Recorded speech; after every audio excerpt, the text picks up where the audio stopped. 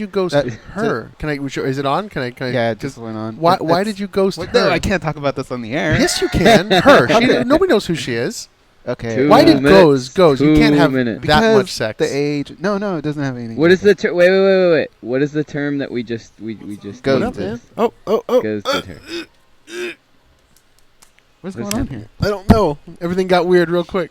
What's up, man? Today is Wednesday. He ghosted. That's the word. August 2nd, 2017. Ghosted. And this is MMAjunkie Radio. That's Chase Kobrin. He's going to be co-hosting with us today. What up? George is over there off to the side. He's not on camera, but he is in the studio. On today's show, we will have Yves Edwards, one of our favorite guests. He's been doing the show for about 10 years, which is about how long we've been on.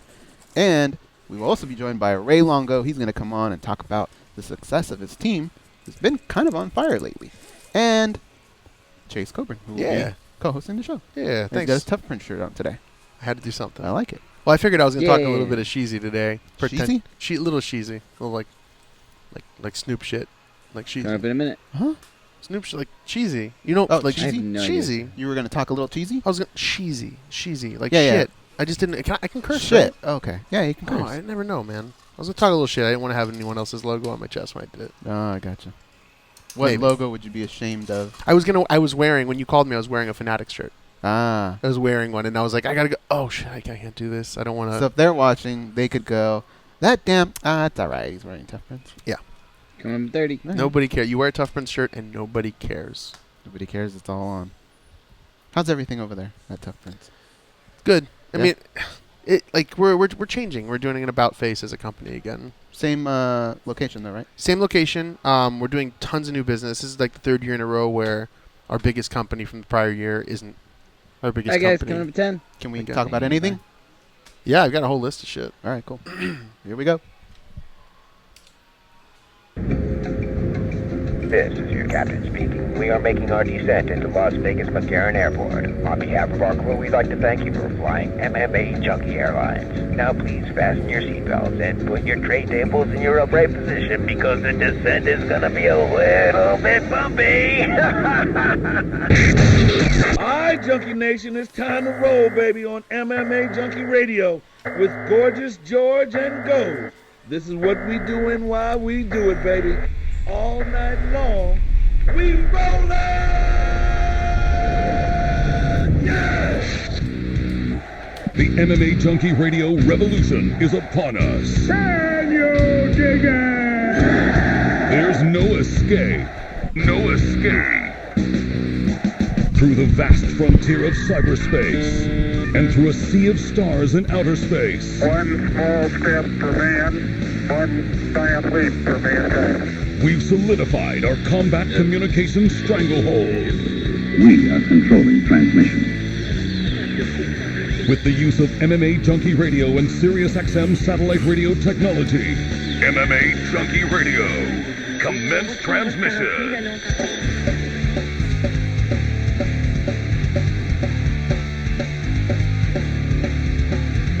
Live from MMAjunkie Radio HQ in the fight capital of the world, Las Vegas, Nevada. Here are your hosts, Gorgeous George and Goes. From the fight capital of the world inside the beautiful Mandalay Bay Racing Sportsbook, you are listening to MMAjunkie Radio, the only show that matters. I'm your host, Gorgeous George. With me as always is the devious and dastardly Goes, our ace co-host, and back east, he'll handle all the producing duties. It's Danny sitting in the co-host seat. It's a very popular seat lately. And filling it today is Chase Kobrin from Tough Prints, our good friend. Thanks. You hear that? Fellow football the only player. Show that matters. I Don't agree. start a It's show. the only show I'm on. It doesn't even matter. I agree. How you doing? Yeah, good, man. Good to have you back. Yeah, good to be here. It's been a while. It's I like been a your minute. T-shirt. Thank you. Thank you. I was wearing a different one, then I switched it. As I was coming on, I was like, I got a brand. It's branding. I like your T-shirt, George. Oh, yeah. Did you Oh, notice yeah. that? Oh, cool. I wonder where you got it printed. Jerk. Yeesh. Isn't that weird? Isn't that weird? Why didn't we think of that? Because the way they did it is different. I'm going to give you exactly what happened. I would love to probe that so answer a little these bit, shirts, but go ahead. You know how normally you order in bulk, right? Uh-huh. I think these shirts that they're creating are somebody orders it, they make it. Right, like we do. Is that what you do? That's exactly what we do. Oh, my bad. It's all good. No, but seriously, why didn't we think of that? Okay, so here's what happened. About 6 months ago, USA Today Sports said, hey, we'd like to start offering some T-shirts for the radio show. Why didn't we think of that at that moment, just to throw Chase's name out there? We just spaced it. Like, we're space cadets, and I'm the worst, okay? So we came up with a couple designs. One was a reprint of one we had before, like, which was Junkie Nation. And then there's a few others, and they were bought in time for the Junkie Gathering. A few people had it. Then we just recently had another wave. And I'm proud of this one because I guess I designed it. It's and nice. I took It's a nice soccer likes to do this stripe across the a lot of soccer teams. Not a lot, but like Peru, for example, where my mom's from. They do like, it's like a red sash, right? Okay. So they weren't able to go top to bottom, but they did it. Junkie Nation, established 2006. Nice. So I was pretty stoked with it. I like the colors, like the darker colors, because fat guys, you know. And I know. Yeah. why, again, did we not think we know a guy? You guys do. because know. I know the reason. I know the think it's reason. because The general manager, it's one of his best friends, though, right? yeah, it's part Yeah, I think it's a friend that they've been doing business with, or a business Nepotism. partner, I should say. Nepotism, my friends. It's all good. No, they're not relatives, but Oh, they're not. They're no. best. Okay, friends. No, Is you that know, what but we cover? it's someone that he's done business be a with in the relative. past. So we probably would have been up against it, truthfully. But when you just said it, I thought, well, why didn't at least we try? We That's we okay. came up short on you there. That's you know? okay. It's all good. I new term. I was ghosted. Right? Is that can we coin this? Come on. I mean, you can coin it, but we All right. can't say what that means. All right. I mean, you guys can fill in the blank. But you know what? After the show, we'll ask if there's anything that they can do in conjunction, because you guys do wonderful work. Thank you. You are the pillar of MMA when it comes to that.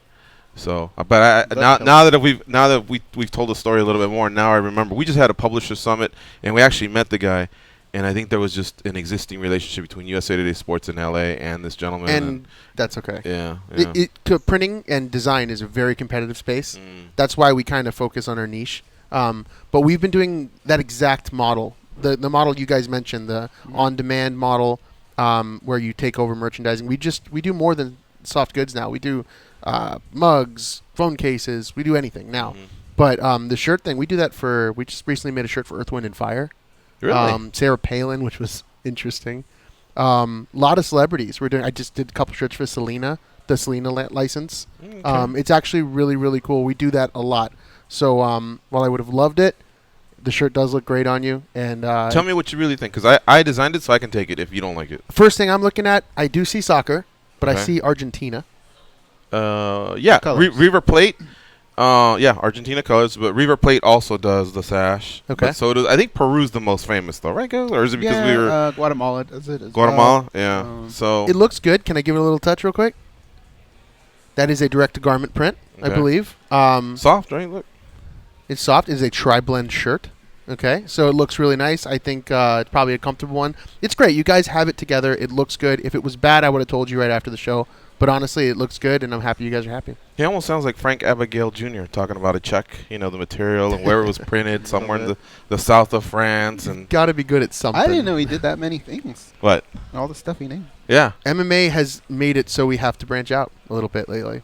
It's just So You we'll knew get the about- information for you guys to order this, because it's available if you like it. It's basically if you're a member of Junkie Nation. I mean, this is it right here. And I'll wear mine tomorrow. yeah, and then we have one other one, nice. a Gorgeous George and Goes one. You guys will move them. You guys got a lot of fans. I mean, it's amazing. Junkie Nation is amazing. The You wanna shirts make are cool. Jiu-Jitsu shirts? I can do that. I've seen those. Yeah, let's do them. Okay. Did I guilt you guys into an order just now? You're going to have to pay for it. Oh, no. Forget it then. All right. That's Hey, all I right. didn't even know he made mugs. Now it makes sense what you were saying the other day about being tired of Chase's mug. Yeah. Jeez. But he outvoted me. That was a Jeez. little bit of a strain there Jeez. to get that one in there. Like Goes mentioned on the pre-show, we will talk to Ray Longo and Yves Edwards. Chase is co-hosting the whole show. It's going to be a fun show. We'll take your calls at 866-522-2846. And, there is a show in Mexico on Saturday. So we can talk about that. It's called UFC Fight Night 14. I believe it's in Mexico City. And it's headlined by Brandon Moreno and Sergio Pettis, Alexa Grasso, Rashad Evans, also on the card. So we can talk about that, or we can still keep pounding UFC 214 because people still keep talking. And Jones and Cormier was what all anyone wanted to talk about going in. But coming out, it just seems like it's still T. Wood Maya Woodley. that everyone's talking about. And more about T. Wood than Maya. Maya came up short. T Wood's the champ. So that's that. It's just the fight itself. And, of course, T Wood, not being too happy with the reaction from the UFC president, media members, fans, fellow fighters. He's out there fighting it in cyberspace. Yep. And I think that's what's keeping it going. Might not be a bad thing if that's a strategy of his, but I don't think it is. I think it's from the heart. Like, he really is disappointed that people just can't see the execution of his game plan. So I think this should be a big topic of today's show. As I hear more feedback from other fighters and people that have taken the Woodley side, I really try and have an open mind about, okay, well, what do we have here? What are they saying? There is a game plan, but then there's the other side, entertainment, fans, and I'm still sticking with my gut, which was when I was there in person, I didn't see an exciting fight. I've seen many fights over the years. I've seen many game plans, and the object is to get your hand raised and get out of there. And if you can take the less amount of damage, you're right, yeah. But the problem is T Wood doesn't just want to be a champion who exits, with all his marbles upstairs. He wants money. He wants to be a superstar. He wants to be a legend. He wants to be the GOAT of the welterweight division. Well, with that comes performance as well, and the admiration from fans, the respect from your colleagues, and, of course, the UFC president himself, who's probably the biggest fan of them all, really. And that's just not there. And I think that's the part he's not getting. You're not going to be able to get both fighting like that. So one thing's going to have to sacrifice other than the other. I feel like half the fans that are out there attacking would probably back off if he would take a step forward and meet you halfway and say, that wasn't my best performance. You were right. Because I'm not an excuse maker, but because you all are asking why this, well, now a torn labrum's been revealed. But people that night didn't know that. See, that night nobody's booing, because we're booing because, I wasn't, but people are booing because it's just a lackluster performance, honestly, from both guys.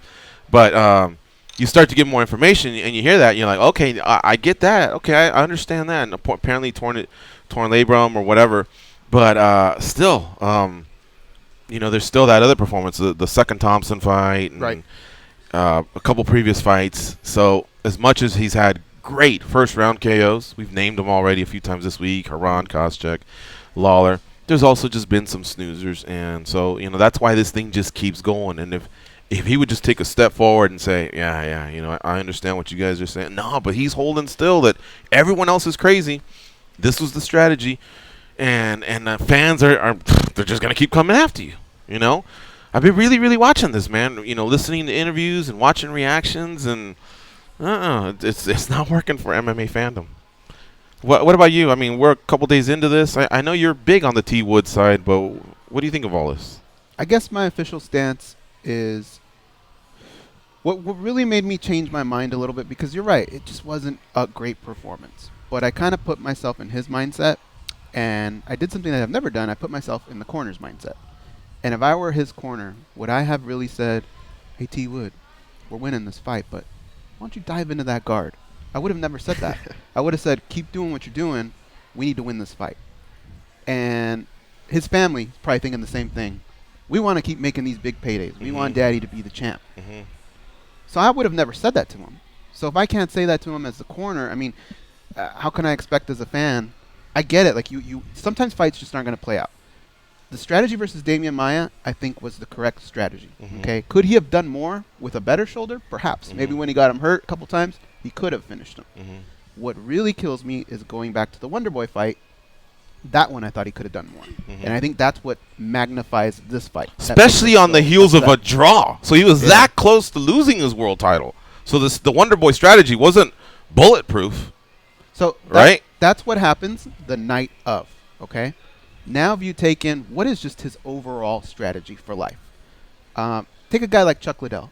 Always put it out on the line, right? Always gave us a great fight. If he got knocked out, but he went out swinging. Look at him today, though, okay? Fans love him. Look at a guy like Floyd Mayweather. Got a lot of money, never lost. He doesn't look like he's losing sleep over it. Could Woodley have that mindset? Fuck, I just want the win. I just want to be the champ for a long time, go down in the record book, have a lot of money. What do I care? But it's the problem is it seems like He does care. Okay, so that's where what you're talking about is maybe he needs to either clarify exactly what he's thinking, or he's just got to take it like a man. Right. You know, you're gonna get criticized. Right. That's the problem. That's the problem I have is That's where he needs to take it better. we need to know. Like at the end of the night, if he would have said, you know what, guys, I don't know what happened. My shoulder's fucked up, and that's why I couldn't fight. I really did want to give you guys a good performance, but I also want to win the fight. I probably would have been able to stomach it. Right. But the problem is, moving forward, if I want to dish my money out for a Tyron Woodley fight, I'm going to think twice about it. Okay? And he has to understand that the reason I'm doing that is because of the way his fights played out.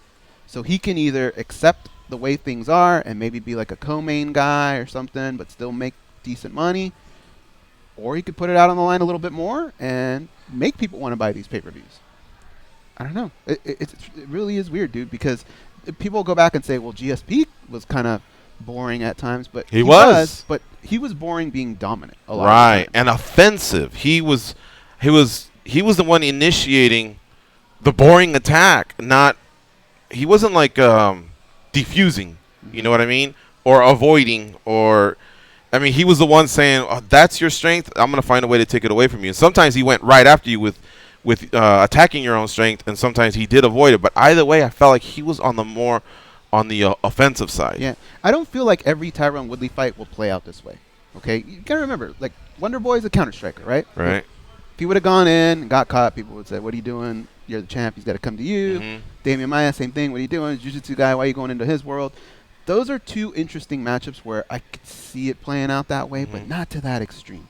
I don't feel like the next matchup is just going to be the same thing because Tyron has shown us that he can be explosive and exciting.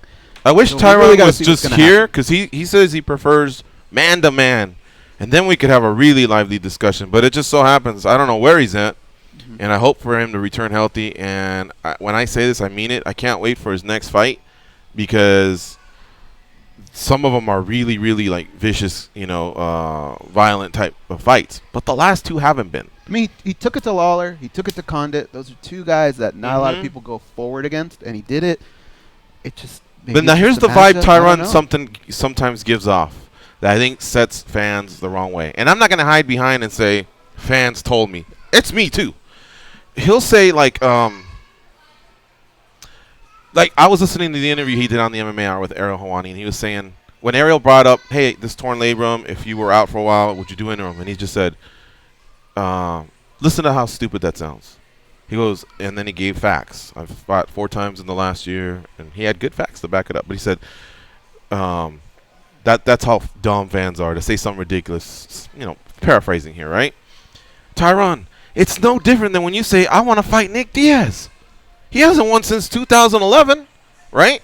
So how can you be on the ridiculous side, but fans can't? You see what I'm saying? Then if he says Woodley's a counterpuncher, Wonder Boy's a counterpuncher, he's got an awkward karate style. Lyoto Machida's identical to him. What did John Jones do? He choked him out.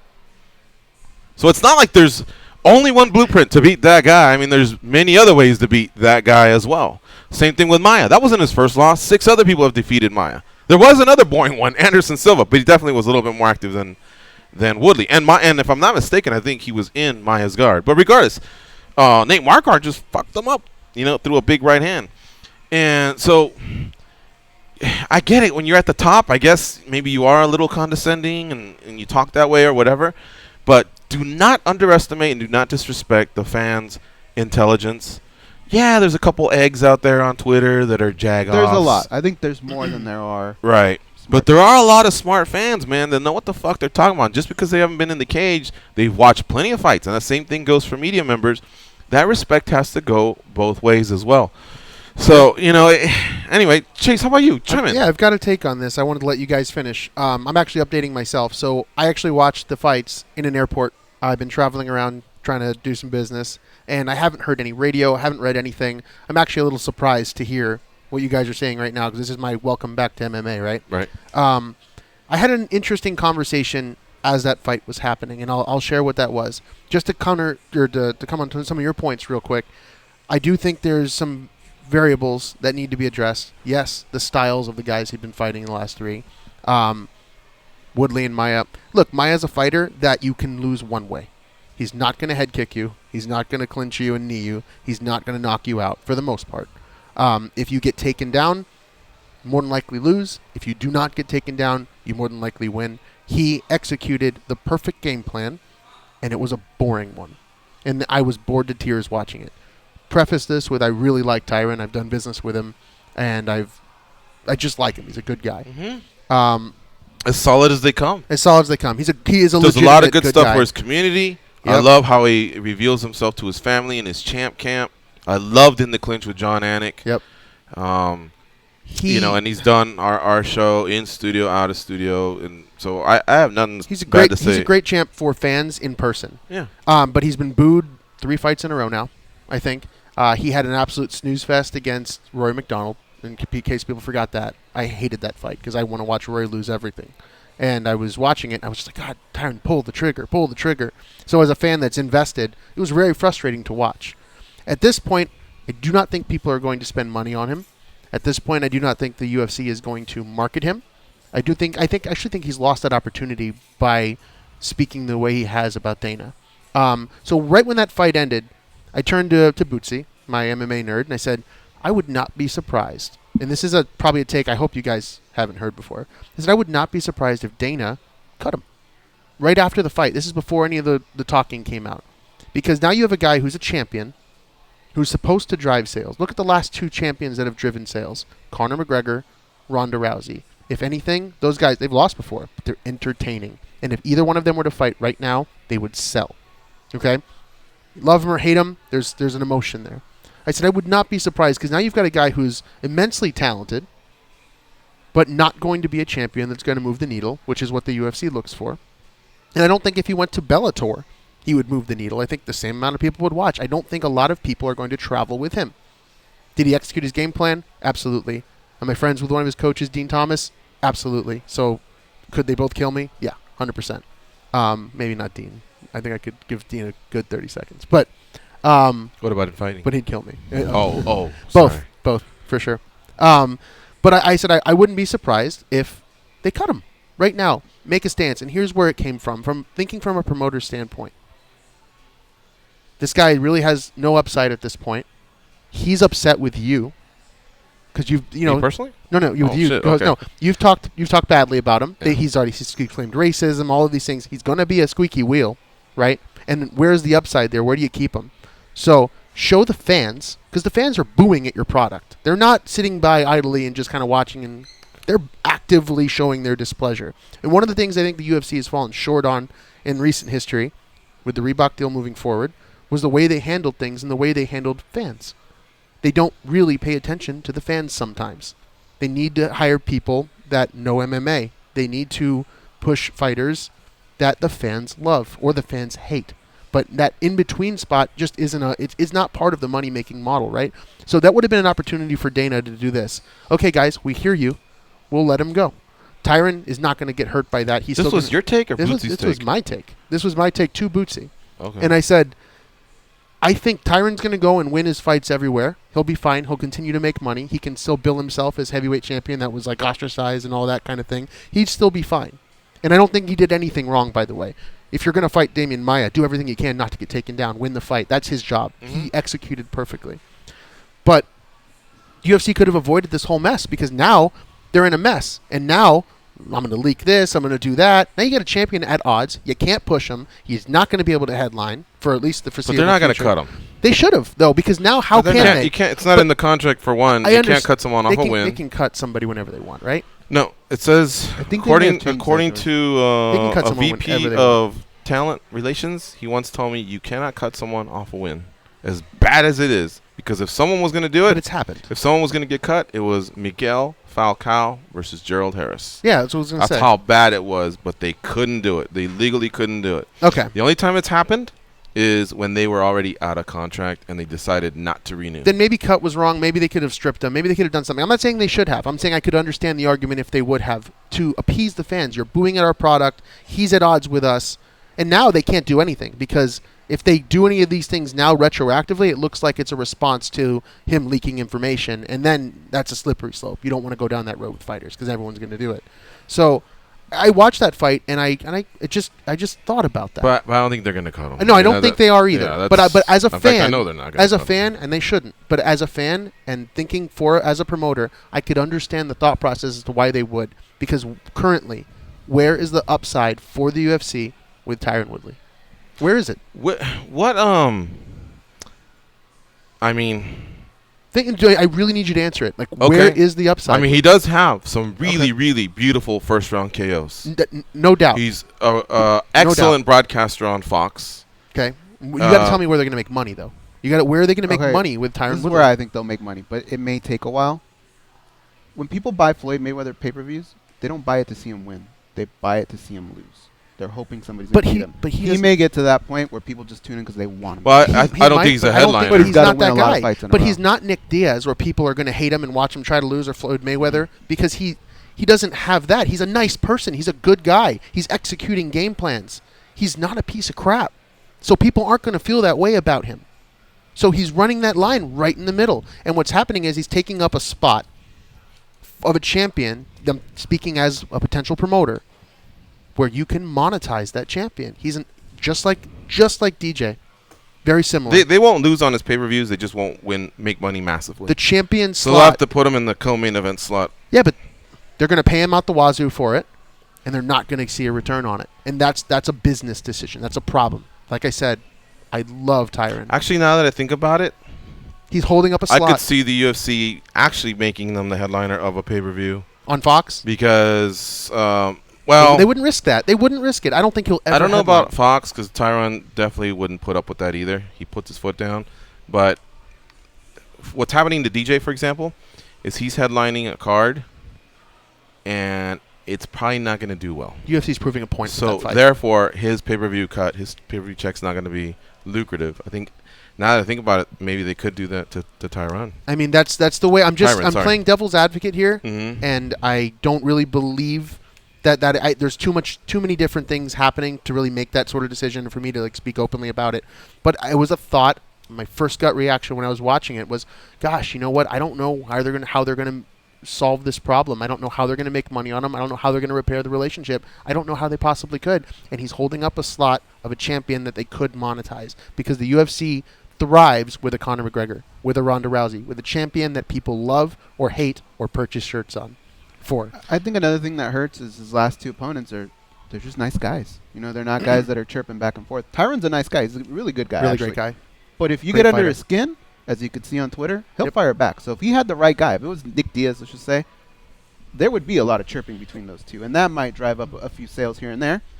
But whatever it is, whoever you give him, his next opponent, even if he knocks him out, I think it's going to take a while for people to get back on that train. But he's not going to go in there and just try to appease the fans. That's not what that camp does. That's not what he does. He wants to go out and win. And he wants to go out and play to his skill set. And if you're fighting Damian, don't get taken down. And if you're fighting Wonder Boy, don't charge in and get counter knocked out. Just that's what he's doing. He's not going to do. And if he's fighting George St. Pierre, good God, what a lose-lose. I mean, for the fans. But GSP is a pay-per-view draw, though. GSP would bring back a lot of fans. All right. Here's another thing. Why is it that a lot of fighters are also saying all MMA fans want are slobber knockers? Tough band contests. Tit for tat. All those phrases out there for basically two guys going at it. I mean, I can't tell you the exact reason, but all I can tell you is boxing's popular for a reason, and wrestling, Greco, freestyle, the Olympics, it's not a ratings barn burner. These dual meets, they're not ratings barn burners. A lot of people enjoy wrestling. I do, but way more people enjoy boxing. So that's why in mixed martial arts, fans rise to their feet, fans cheer louder when people are going back and forth. Yeah. I mean, that's just, I guess, what people want to see. So wrestling fans, wrestlers, take a step forward and fucking realize that and accept it. You don't have to agree with it, all right? You can still hold on to your opinion, especially if you've wrestled all your life. You probably love wrestling, more than anything. Football, basketball, you name it. But at least take that step forward, man, is all I ask, and realize there's also a ton of other people that like to see something else. And mixed martial arts has a bunch of different things that we can see, but I think they want to see impact, violence, contact. That's why a judo throw or a slam, like a wrestling slam, is beautiful. Yeah. Someone gets underneath, and all of a sudden the crowd goes, whoa, and then boom, especially if they repeat it, that again is violence. But other forms of wrestling or other forms of jiu-jitsu, not so much unless an actual submission's taking place, some sort of a finish. So again, to the wrestling community, take a step forward. Don't concede. Stick to it, man. Wrestling's your thing. Stick to it. If you think it's the greatest sport, stick to it. But at least concede that you understand why the other 90% see the other side. I think the poster boy for that would be Michael Chandler. Great wrestler, okay? But he added things to his arsenal, and his fights are exciting. But he doesn't leave wrestling aside. He always goes back to it at some point in the fight. Right. I would say I don't see why Tyron Woodley couldn't fight the way he does. And all the wrestlers, we have to go to commercial, and then we'll take some calls. 866-522-2846. All the wrestlers, man, in fact, almost every fighter, I'm telling you, when they win a decision or they execute a tactical game plan or whatever, man, when they're standing there, I don't care if it's 50-45, 50-44, 50-43, I don't care how dominant it is. And the referee raises their hand, it goes up, there's a smile, there might be a belt. There's a great there may not be a post-fight speech, but they'll say something, I was here to dominate, right? And they're fighting off some boos. Maybe if they were exciting with knees and some vicious ground and pound, maybe not. But what about when that wrestler connects? Those guys climb the fence, they backflip. So even on their end, subconsciously, they are conceding, yeah, what's up? I finished it with these, not with the wrestling, but with these. So, again, man, to have an open mind, that goes for everybody, dude. I really try and have some, and I listen to everybody. And yeah, I can be stubborn at times, but I kind of give you a wink to say, I'm trolling, I'm over it, I'm just going to stick to my side. Frank Trigg used to do that, he was a specialist at it. But I really do have an open mind, so call in or participate on Facebook. Participate on Facebook and let us know your thoughts. If you have a counter to what I'm saying. And you know what? Stop being a puss and hiding behind Facebook. Enough already. Some of you are in there every day. You have to have a day off. You have to have a 15. You have to have a lunch hour, a half lunch, a 45-minute. Step outside. The boss is out of town. Enough already. Just call and tell Danny, hey, I got to do this quick. And he'll put it in there and I'll get you in quick. But stop hiding and actually call in and participate that way. Because I want to hear these opinions if you have the other side. We're going to have an open discussion here. Our guests are in the second hour. So right now is the time to crank that out. 866-522-2846. You're listening to MMA Junkie Radio on Sirius XM Rush 93. Chase Kobrin in the house. Yeah, you guys are on fire.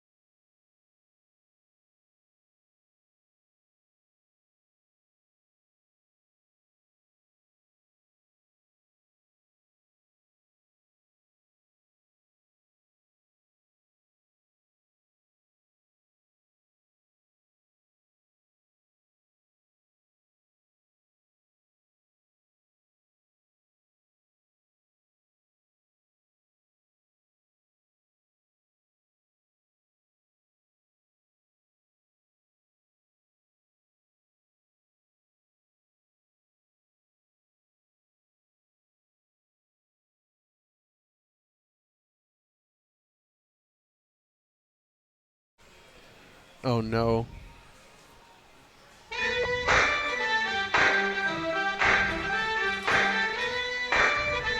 Hey, idiot! Yeah, you! Can you please tap that rather large fellow on the shoulder and tell him it's time for more MMA Junkie Radio with Gorgeous George and Goes? Thank you. Football is back. The Dallas Cowboys and the Arizona Cardinals take the field for the Hall of Fame game in Canton, Ohio. Listen to the national broadcast tomorrow at 8 Eastern, only on SiriusXM, NFL Radio, Channel 88, and on your phone with the SiriusXM app. You got Chase Kobrin from Tough Prince in the house, and we're discussing the big topic of the week, which is not really Jones-Cormier. It's almost like those two settled it. There was respect both ways. There was a controversy as far as DC. He needed to apologize for Big John. He thought he stopped it too soon. But, again, the apology ended that. Joe Rogan, I shouldn't have interviewed DC.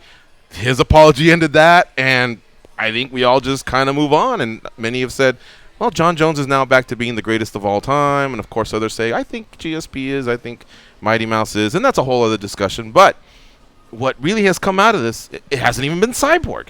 She's the new 145-pound champion. She's now the Strikeforce former Strikeforce champ, former Invicta champ, former UFC champ. I mean, those are some belts right there. Yep. You know, but that's not being talked about. Probably because she fought a 35er. She destroyed her, and we've all just kind of thought Cyborg was the baddest 45er for a while. Mm-hmm. What people are talking about is Tyron Woodley and Damian Maia. It's at weird. least from what I can tell out there. Lamas, hey, pat on the back. Ortega, hey, pat on the back. Sterling, nice to see you get a win. Nope, back to Tyron Woodley and Damian Maia. So that's what we're talking about here. We love controversy, right? Yeah, and that's what we have there. It is kind of weird because even if you think about it, John Jones kind of left us with, hey, I could be fighting Brock Lesnar, right? He gave us something to talk about. Right. Daniel Cormier, hey, maybe I go up to heavyweight. Who knows? What's left for me? I mean, there are things to talk about, but we love controversy. Yeah, and it all circles back. And John Jones is at SeaWorld, and he's feeding a dolphin and having family time and, you know, just the GOAT, whatever. But back to Tyron Woodley and Damian Maia. And mostly it really revolves around Tyron Woodley, not necessarily so much about Damian Maia. One thing I can't appreciate about Tyron is after his fights, he loves to get in there and do media. He's done our show after a few fights. He did Ariel's show a few days ago. We're now on Wednesday. Yeah, so 2 days ago. So he does get in there. He'll do some shows. He'll do some media. So I guess it's what kind of keeps the flame alive or whatever.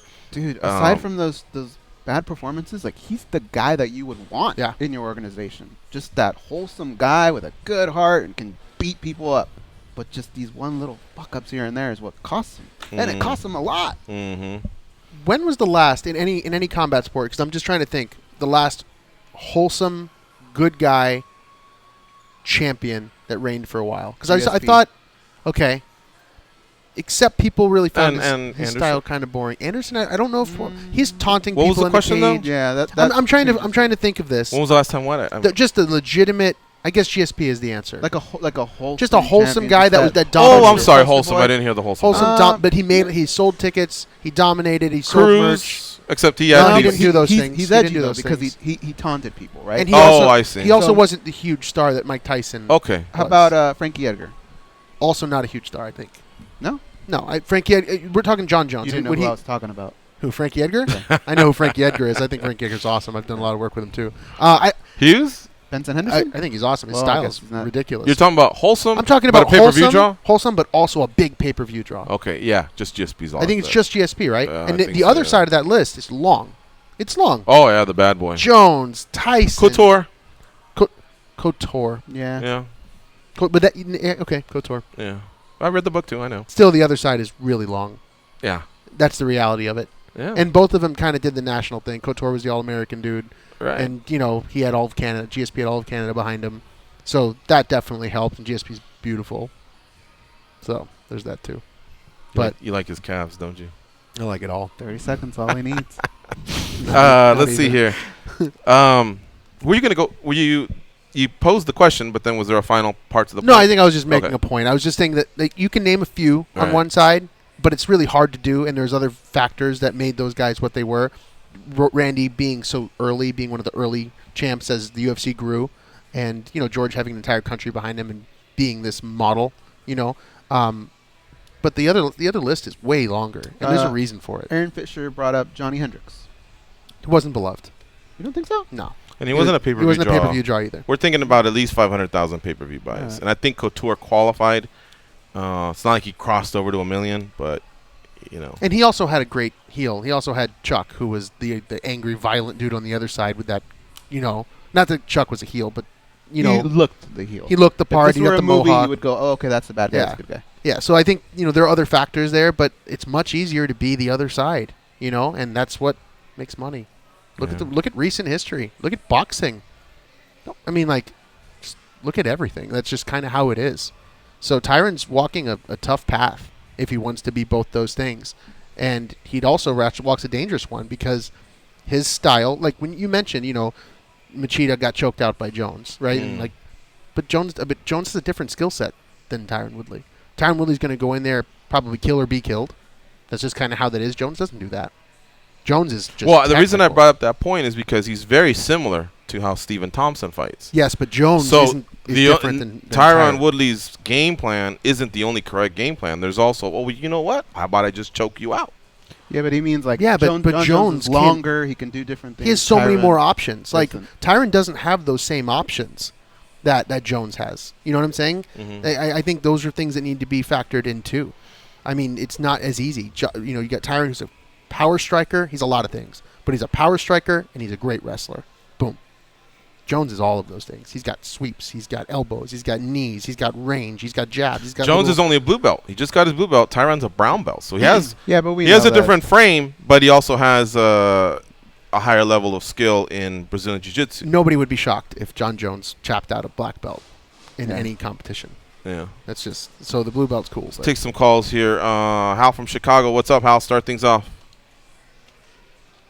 Hey, of course he went to SeaWorld. What a douchey thing to do. Of course John Jones went there.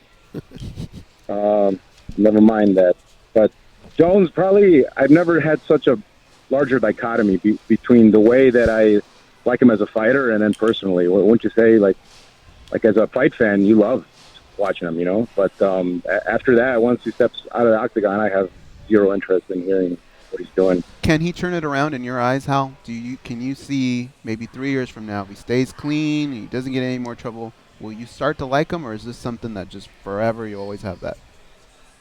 Yeah, I think I don't know, maybe we're too harsh, but you kind of get a sense for some people, and I think the best that he could do probably would be just not be annoying. Like if he just stopped trying so hard to be something and be Bruce Lee and talk like he's, a yogi 1 minute and then he's, Jay-Z the next, then, I mean, that's what's just kind of laughable, but he's great to watch a fight. This weekend, man, we got Hashad Evans, man. This is very interesting. At the risk of sounding racist now, so don't go there, Chase. Button. Tyron reminds me of a young Rashad Evans.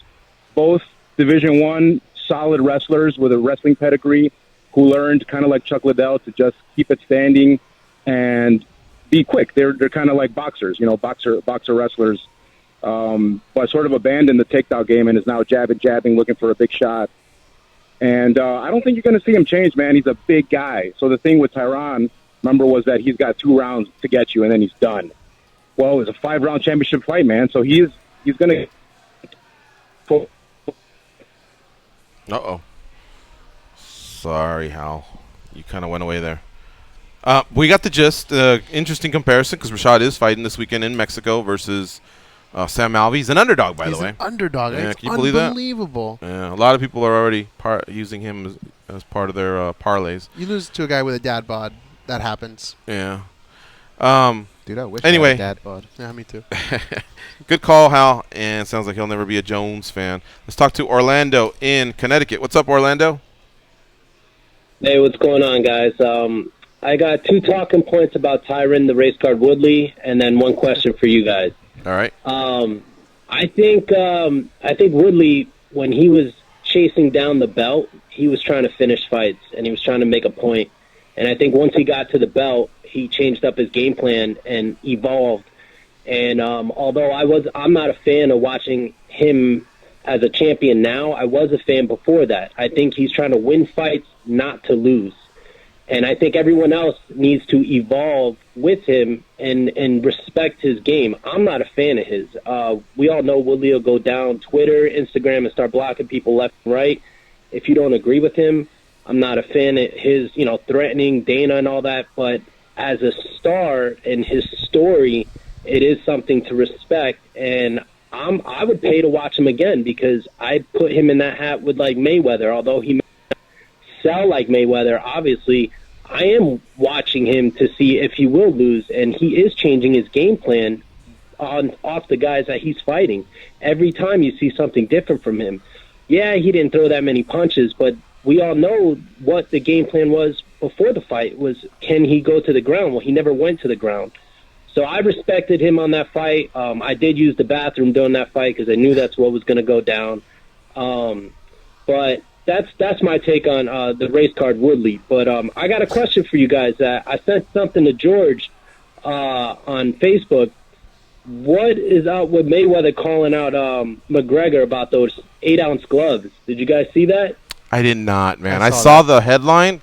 So what's he saying? He wants to use 8-ounce gloves. He did the same thing during the press tour where he said, I don't care if it's in a cage or if it's in with gloves or whatever. And I immediately was just like, okay, his management should absolutely stop everything right now and either make him look like a fraud that's just going to say whatever it needs, or make him fight that way. And they didn't. That was during trash talking, though, right? Well, it's the same thing. This on Instagram. He did. It's still there. Yeah, it is. And he said let's do it in 8-ounce gloves, or he said it's happening in 8-ounce gloves. I guess anything can be negotiated, but I know that when you fight at 154 pounds and up, you use 10-ounce gloves. When you fight at 154 or less than 154 pounds, so I guess it'd be 147 welterweight, you use 8-ounce gloves.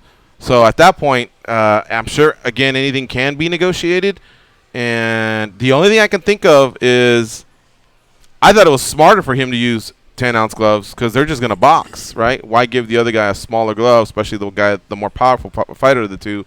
The other thing I can think of is he must be getting intel saying this guy just does not look that great. And so maybe you should go after the KO. You know what I mean? Thanks, Orlando, for the call. It also benefits him to have 10-ounce gloves because the longer the fight goes, the heavier the glove is, the harder it is for you to lift your arms up. Yeah, he wrote the exact quote reads, McGregor, let's fight in 8-ounce gloves. I think that would be a huge McGregor advantage, personally. But I think it's just one of those things that's being thrown out into the universe. But he's not doing it without a reason. Yeah, right? and this is what I think the reason is. What's the reason? When the whole thing's done, he'll say, I offered this. I told you we'd do that. I told you we'd do this, and you said no. Yeah. Because immediately the speak right after that is going to be, well, if it's MMA and if it was smaller gloves, he's removing those as excuses right now in a way that he doesn't really have to back up. I already wrote Hal from Chicago, discuss Jones. Orlando from Connecticut, discuss Woodley. The next two, I already know what they're going to discuss. I already wrote it down. What's up, Marco? How you doing? Marco from Hueco, ¿qué pasa, gatos? ¿Cómo estás? Well, I want to discuss how Phil has, huge prospect from Albuquerque got knocked the fuck out last night. Like Justin. Yeah, okay. Phil Haas is what you're saying, right? On Dana White Contender Series 4?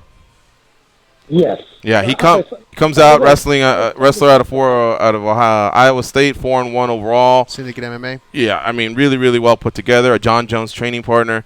He goes out there and they are fighting, and he got lit up. And Goes and I, we were credentialed media, except they only have really limited space. So they said, occupy the bleachers. So for first 4 fights, we were towards the back of a bleacher. But as the fights were happening and the families were leaving, a spot opened up next to Vinny Magalhaes. So we went over there and sat down. We had as good of a view as you could have for that KO, and it was brutal, Chase. I remember going, oh my God, that like. And you could see it. Everyone did. I felt it, man. I felt for him.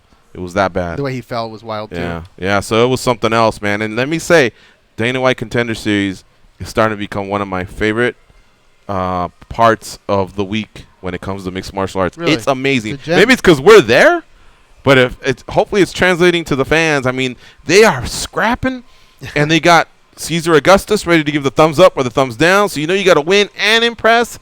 You can hear corner instructions. You can hear the families. It's legit, man. I love it. Marco? I love the pace. You get 5 fights in 2 hours. Yep. And they deliver, dude. They deliver. Yeah. Hey, big shout out to Diego Rivas, Chilean from Temuco, fighting this weekend. And Rashad Evans from Susana Aldi, man. How far the mighty have fallen, dude. 3-5 losing streak on Rashad's part. I think he should have gone to middleweight the day after he lost to John Jones in the championship fight, and maybe we'll be singing a different tune.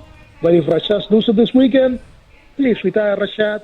You got nothing else to prove. You're 37, and you're not the same guy you were 5 years ago. We'll release you guys. Catch you guys tomorrow. See you, Marco. All right, let's take a break.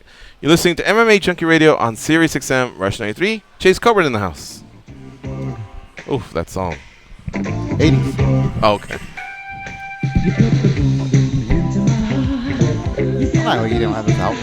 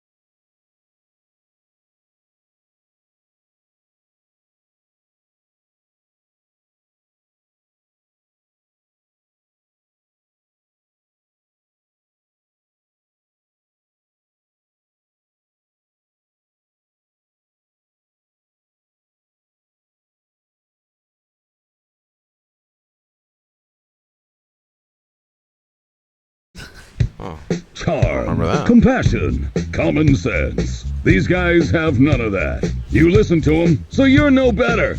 I am awesome, though. They are Gorgeous George and Goes. we have Yves Edwards coming up at the top of the hour, so let's sneak in this last call. Otherwise, we'll be up against it. Aaron from Texas, what up, cuz? Hey guys, how you guys doing? Good, man. How about you? I've seen better days, man. I'm stuck at the DMV right now here in Texas. Oh, man. All right. You got to adjust that weight, huh? The cops finally called your bluffs? Yeah, they finally did. There's no more 210, right? No, 217. Yeah. No, I had two quick Sundown stories. The first one, I worked a fight a couple weekends ago in Amarillo, and Paul Buentello was there. He was actually doing a guest referee for a submission grappling event that happened actually in the cage. And the doorkeeper for the one side, because Paul, when he gets in the cage, he throws his body weight against the cage door and makes sure it's secure. He did that. The gatekeeper forgot to lock the gate, and Paul Buentello went ass over tea kettle, fell outside the cage on the steps. That's a good one, man. But we are up against the clock, unfortunately, Aaron. Look, if you want to hold, we will see what we can do in the second hour. But I give Danny these heart attacks because I get up right against the clock, and it's not a good idea. For more information on these T-shirts, and I'll cover this in the second hour more thoroughly, go to www.threadless.com, and we'll be right back with Yves Edwards from Fox. Viva Las Vegas with your neon flag.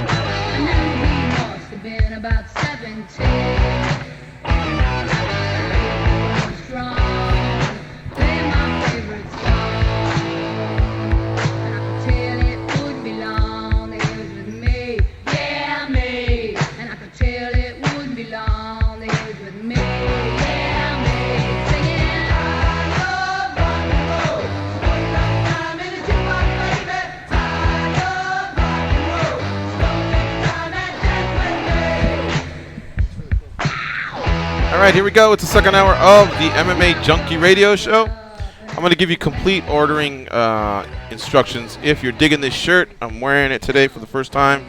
It's the new Junkie Nation t-shirt. USA Today Sports got together with Goes and I and kind of pitched in our thoughts. And there's a few of them here that you can order by going to www.threadless.com. THREADLESS. Threadless.com. Go to the MMA Junkie collection on Threadless so you can see not just this one, but all the ones that they've designed, again, with some input from Goes and I. But I really have to shout them out. Brett and the gang, Rob, Chris Prone, our general manager, for making this happen. It's been pretty cool, right, Goes, to send feedback. Yeah, and they really whip it up, and then you go, that's what I had in mind. You know, that's actually what I was thinking, and it got me excited. I'm going to see if I can maybe do a few more. But we'll see how this goes. So, Junkie Nation, I know in the past you've ordered. I've seen many of you do some shirts that you were rocking for the Junkie Gathering, revolving around our 10-year anniversary, and then the ones you've bought privately from Goes and I over the years, whether it was Goes Jitsu or other Junkie Nation apparel. It's been great to see those shirts out there. We see them in the arenas or pictures on social media, so it's really, really cool. And if you do buy one, post it, please, so we can retweet and share. Again, www.threadless.com. Go look for the MMA Junkie collection. I'll also say it this way: sportandgoods.threadless.com/collections. That'll take you right there. MMA Junkie, yeah. Did it. So that one's something that we'll have to do on social media because it's a little bit longer. But if you just go to threadless.com and look for the MMA Junkie collection, that'll work. All right, joining us now on the hotline. Ready to go, Danny? He's ready. All right, Yves Edwards will join us now to discuss UFC Fight Night 114, Pettis versus Marino. Pettis versus Marino takes place on August 5th, and that, of course, is Saturday in Mexico City, Mexico, courtesy of the Fight Pass at 7 p.m. Eastern Time. First of all, you get a couple fights there, and then Fox Sports 1 brings you home with 10 fights starting at 8 p.m. Eastern, and Yves Edwards will be working the desk. He joins us now on MMA Junkie Radio. What's up, Yves? How you doing? I'm good, man. How you guys doing? Good. Welcome back to MMA Junkie Radio. You're on with George and Goes. And we also have Chase Kobrin from Tough Prince, and we're excited to talk to you, sir. I'm excited to talk to you guys, man. Just don't give me any tough questions, because I'm not that smart. I'd like to change what you said, George. Welcome home, Yves Edwards, to MMA Junkie. That's right. He's been doing this for a long time, back when we were Tag Radio and then through all the Junkie Radio years. So it really is cool that you're still involved in the sport one way or another. At first it was, you beating the crap out of other fighters, previewing, recapping, and now, of course, you're doing excellent work for Fox. Thank you, man. I had to transition some way, and fortunately, my brain didn't get bashed too badly that I can still use it for the good of mankind. There you go. So one fight that popped up earlier, we were talking about it. There was a listener of ours, because the big topic today has been Woodley and Maia, and one of our callers was comparing Rashad and Woodley as having kind of similar skill sets. All-Americans in wrestling in college, develop some hands, definitely have some power. And, when that power is on display, there's some of the most exciting fights out there. And then there's times where if the power is not on display, then obviously you have a less exciting fight. But regardless, the Rashad Evans name came up. He's fighting Sam Alvey. And we're in Las Vegas, so we're always looking at the odds. Can you believe, Yves Edwards, that Rashad Evans, a former champion at light heavyweight, such a skilled fighter, probably a UFC Hall of Famer, is an underdog to Sam Alvey? No disrespect to Sam Alvey, but he just hasn't accomplished what Rashad Evans has done. The fight game is rosy done for me lately, and Rashad hasn't been the same guy that he was when he was the champion. Sam Alvey, on the other hand, he's come out and he's fought some tough guys and taken some guys out. So I get it, but the thing about a guy like Rashad, and what they say is power's the last thing to go, and Rashad, we know he still has that power. He just needs to really put it on display. Sam Alvey's with a tough team. He's out there connecting with Dan Anderson and those guys. And so, he's showing us that his wrestling and his wrestling defense is solid. It's comparable to some good guys in mixed martial arts. So, Rashad's going to have new challenges in front of him. But if he can get comfortable and confident in his striking and use that, go after it, and try to land some of his big punches, the big shots that he took out Chuck Liddell with, and some of the people in the past that he's knocked out. That's an option, man. But he has to go after it. You can't sit back and hope for it to happen. You have to make it happen, and you have to be willing to get into some of those exchanges. Yeah. Another fight that we're really excited about is the ladies, Randa Marcos and Alexa Grasso. Alexa Grasso is in the co-main event slot. She's from Guadalajara, Mexico, so she's native Mexican, speaks the language, and so this is a real big showcase for her versus a tall Randa Marcos who upset Carla Esparza earlier. So she's flying high with the confidence, but, I mean, this is going to be a really, really pivotal fight for both ladies at 115 pounds. Yeah, it's a big deal for Alexa, I believe, fighting at home in Mexico and coming off a loss to Felice Herrig. In the fight with Felice Herrig, she just really, I believe she didn't fight the way that she usually does. I believe her style is based on combinations and angles. And with Felice Herrig, she kind of followed things around and one-shotted. She didn't do a whole lot as far as production in the offense and during that fight. I think she's going to have more opportunities to do that in this one. I don't think Randa Marcos is going to have the takedowns that are going to threaten her. And that's not to say that Randa is not going to be able to land the takedown or two during the fight. But I don't see her having the style that's going to dominate her if she's able to take her down. And I don't see her being able to completely control Alexa. And I would like to see Alexa get back to those combinations in this fight.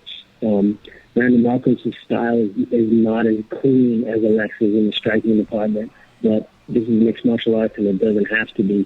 She can land a big shot from anywhere, so Alexa's got to do what she did in her UFC debut as far as getting in, getting out, and hitting those angles. Because Randa Marcos, I mean, everyone is in there. They have big punching power, and they can hit you and take you out. It doesn't take much. But that fight is entertaining because of that. Randa wants to. She got out. She's coming off a win over Esparza, and she's confident right now. So a win over a girl like Alexa Grasso is just kind of going to raise her stock. Meanwhile, Alexa Grasso is in there. She's just got to get back to the lady that we saw in her debut, the lady we saw in Invicta, where she threw combinations. She wrestled offensively well, and she was aggressive in the grappling department. Man, I really want to see that out of her this time. By the way, Alexa Grasso is minus 145, Randa Marcos plus 115. Throwing out some odds there, courtesy of MGM International. MGM Resorts International. We're talking to Yves Edwards here. He is a Fox Sports analyst, former fighter, and he'll be on the desk this weekend with Karen Bryant and Kenny Florian. Calling the fights will be Brian Stan and Todd Grisham. Remember, Saturday, 8 Eastern, 10 fights on Fox Sports 1. And, of course, we still have to discuss the headliner bout, which is Brandon Moreno and Sergio Pettis. But first, let me segue to Goes. He says he's got a question or two for Yves Edwards. Yves, I want to know if you can help me with the psychology of the Grasso-Marcos fight. With Alexa Grasso, you have a girl who has a lot of pressure on her because she was the next big thing, right? And with that comes a lot of exposure, which can be good for her as well, a lot of promotion. And on the other side, you have Randa Marcos, who's kind of counted out in a lot of fights. But the flip side of that is she doesn't have much pressure, but she also doesn't have a lot of promotion. What do you think it's like, those two scenarios, and is one better than the other? That's a good question. I wish I would have had my psychology book to study for that one. But I don't think Alexa Grasso is going to be too pressured by the fact that she's getting a promotion and she has the support of the hometown and that other stuff, because it's a fight. She loves fighting, and those things kind of you don't really focus on them too much. Especially she's around her team, and they're keeping her focused on the purpose of being there. She's going to come out, and we'll get to see that. We'll see that in the first round. I believe we really will. Depending on how she comes out and performs. If she comes out and she performs the way we've seen her perform in Invictus, we see her come out and throw combinations, move her feet, and look like she's happy to be in there, then we'll know that that part of the psychology aspect of it, she's got that under control. On the other side, for Randa Marcos, there are times when that motivates you. I remember when I saw Josh Thompson, there was a round table, and everybody picked Josh except Ryan Bennett. He's the only guy that picked me. And it was fun. It was pleasing to prove all those suckers wrong and prove Ryan right. And a girl like Randa Marcos, I mean, as a fighter, that's what you want. If people doubt you, you want to prove them wrong. And her not being, Alexa being the favorite. It's not a heavy favorite, but Alexa still being the favorite, and it being in her hometown, I believe that she probably uses that. Some people will use that as a motivation to themselves. They will tell themselves that people want to see them fail. They want to see them lose so that they can prove them wrong.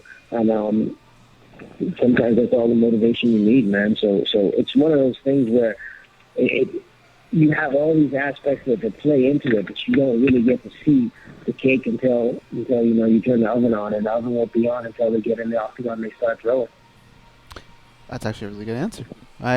We will get to the main event, Pettis versus Moreno, but I did want to talk to you, just because it's fresh. Last night was the Contender Series. We were at the first one. You were there at the first one. And I couldn't help but think, I love Uriah Faber, but wouldn't it be cool to have even Snoop at one point? Would you ever do that? And will we ever see you return to the Contender Series? You will see me back at the Contender Series. I will be here next week, and I will also be there on the 22nd. But yeah, I would love to do the Snoop cast, hang out with Snoop a bit, and have a good time with Snoop, watch some fights with him, and throw some jabs, throw some verbal jabs in his direction, and see how he handles my linguistic skills. Maybe even challenge him to a rap contest. I don't want to get old like that, but still, I would love to do the Snoop cast with Snoop. Snoop is a cool cat, man. I hung out with him a few times after the show, and I graduated in '94 when the Chronic came out, and when Snoop was kind of introduced to the world, man. So yeah, it's been fun working with him. And getting to meet him, having a good time, being around those guys. The Contenders is a fun series. There's been 20 fights so far, and some of them were disappointing in the way they ended by injury and whatnot. But even the ones that ended by injury, they were entertaining. It's a real good concept, and it's a fun Tuesday night thing. I mean, it kind of takes me back to when I was a kid watching Tuesday night fights, Tuesday night boxing. Because those guys really show up and really go out there and put it on the line. I'm looking forward to the next few weeks of it, and I hope we bring it back for another season. Here's what I'm looking forward to. I just set a trap. George, you going to finish it off? Oh, I see. All right, so what Goes is getting at, Eve, is your ass is in Vegas every 2 weeks. We'd like to get you here in studio to co-host an episode. Oh, yeah? I will be back in Vegas on Monday the 7th, and then I'm leaving on Wednesday the 9th at 10. So it would have to be Monday. What time do you arrive on Monday? I think I get in at 10:30 or 11:30. Well, maybe Tuesday before the fights. We'll work on it. Yves Edwards, our guest here on MMAjunkie Radio. All right, so let's get to the main event for this weekend. Brandon Moreno. Can you believe that, Eve? About a year ago, this guy was stuck in a house with 15 other smelly flyweights, and they're all competing to get a shot at Demetrius Johnson. He loses in the first, I think it was the first episode of the first round. Good fight, too, against the number one guy. If I'm not mistaken, I think it was Pantoja was his name, Brazilian fighter. And but he gave him a hell of a fight, and then throughout, as that season's been playing out, all of a sudden an opening takes place, and Brandon Moreno since then has not looked back to the point where he is favored against Sergio Pettis, and I think he's now 3-0 in the UFC. It's incredible. It's an incredible story. Such a nice kid. He's a nice kid, and he's aggressive. He can strike. He's got an awesome. I mean, you don't want him to take your back. It's Brandon Moreno minus 165, Sergio Pettis plus 135. Pivotal fight at that division because Sergio is being talked about next for the winner of Demetrius Johnson versus Ray Borg. In fact, many were saying it could have been Sergio instead of Ray Borg. It's not. It's Ray Borg versus Demetrius Johnson at UFC 215 on September 9th in Edmonton, Canada. But now you have this fight, and of course with Moreno's win streak and his popularity and the fact that he's an exciting fighter, it may be too soon, but you never know, man. Stranger things have happened, but huge fight for the flyweight division. Huge fight for the flyweight division, and a guy like Brandon Moreno, who, like you said, he virtually came out of nowhere. You know, when these guys lose on the Ultimate Fighters, there's a lot of times you think those guys are just going to kind of disappear, but he took a short notice fight, and then that's the other thing too, the short notice fight against Mia Smoka, and got an opportunity against a top 10 fighter in the division, and came in and smoked him. You see what I did there? Yeah. He came in and he defended that takedown, went to that high elbow guillotine, and man, it was vicious the way he put that on. And then, you know, he came back out, fought Benoit, had a good match against him. He showed us that he can go the distance and then he can push through and fight through adversity and win with his brain and not just his skill. And then fought against a guy, Dustin Ortiz, and Dustin Ortiz is a beast, man. He's a strong little dude. And he manhandled him that first round. And the second round, you know, the way he was able to come out and defend the takedown in the first, able to get back to his feet, land a head kick, and then put that rear naked on and put Dustin Ortiz to sleep. Dustin Ortiz had never been finished before. Brandon Moreno, he's a special kid, man. I love watching him fight. He's so much fun to watch. I love the nickname McLovin. I refuse to call him the baby assassin. Because he does look like McLovin. And yeah, he's just a really tough kid. He's out there, he's trained, he's in Mexico City, he's been up at the elevation for a long time now. Right. It took Matt Danger's smell up there, and he has him up there mimicking Sergio Pettis for him, using him in the body. And I'm really looking forward to this fight because Sergio Pettis, he's coming out of Lucas camp, he's very educated when it comes to striking. He's a smart kid. He's talented in that department. I love the way he uses his footwork and his angles, and he sharpshoots you from the outside. He will step into a combination, step out at an angle, and you have to make that adjustment. And especially if you close your eyes and try to fire back, he's off at the angle. He's countering your counter with a clean counter when you're just swinging at him. And I've seen him pot shot guys, sharpshoot guys from the outside, and stun a lot of guys, drop a few of them. And that's a test for Brandon Moreno.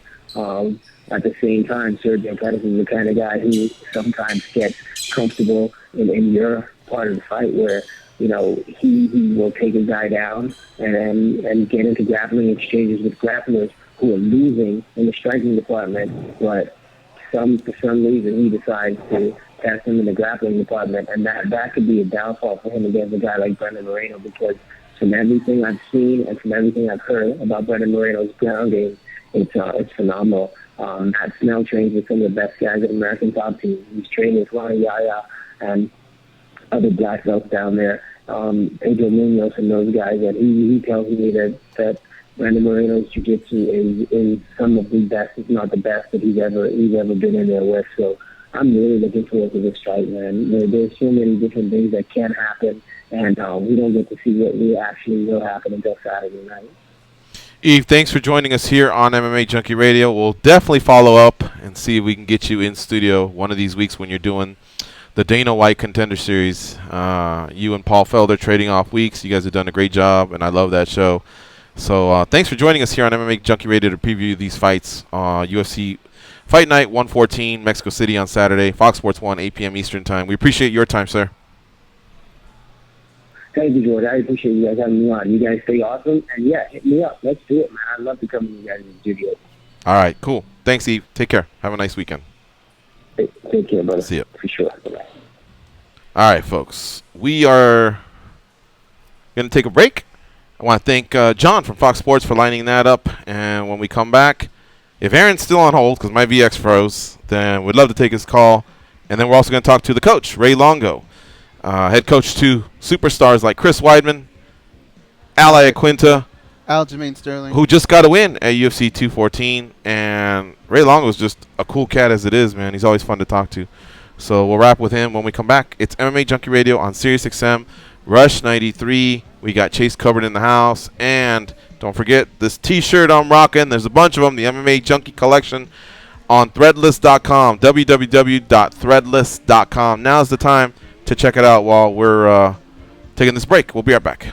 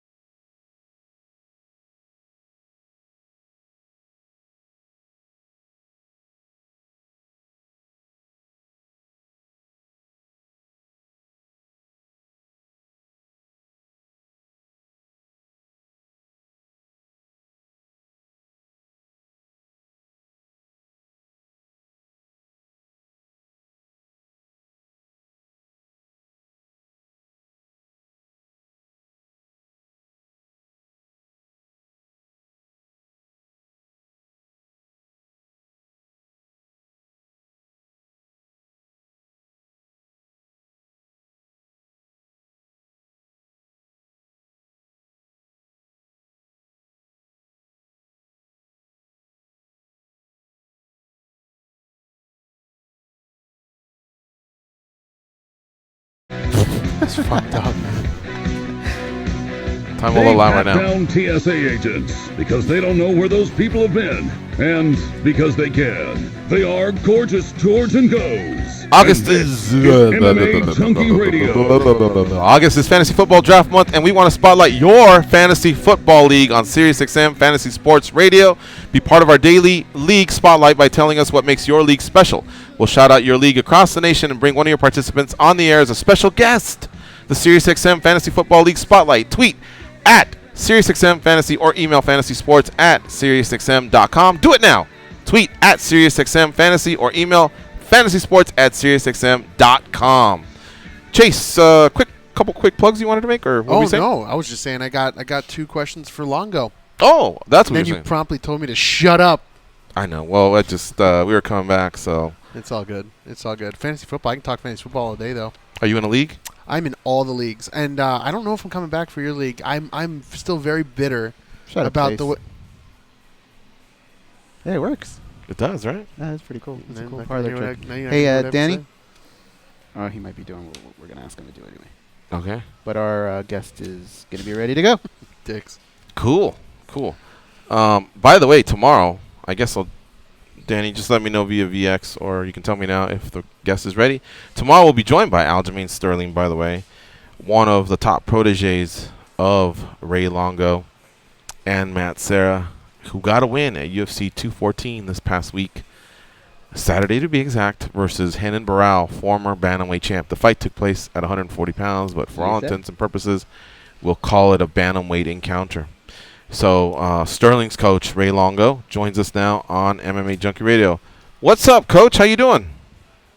I'm feeling great, man. I had a great month. Couldn't feel better. How are you guys doing? Good. Welcome back to MMA Junkie Radio. You're on with George and Goes, and we also have Chase Kobrin from Tough Prince, and we're excited to talk to you. Awesome. Now, Excited to talk to you guys. yeah, well, you're right. Weidman's win in Long Island, I mean, that's hard to top, right? I mean, you've been in some big fights, title fights. People have won straps with you at the helm, but there's, there is something special for being able to fight where, basically in your hometown, in the arena that you've gone to many times for other sporting events, and especially with a guy so close to you like Chris Weidman. Talk about that experience.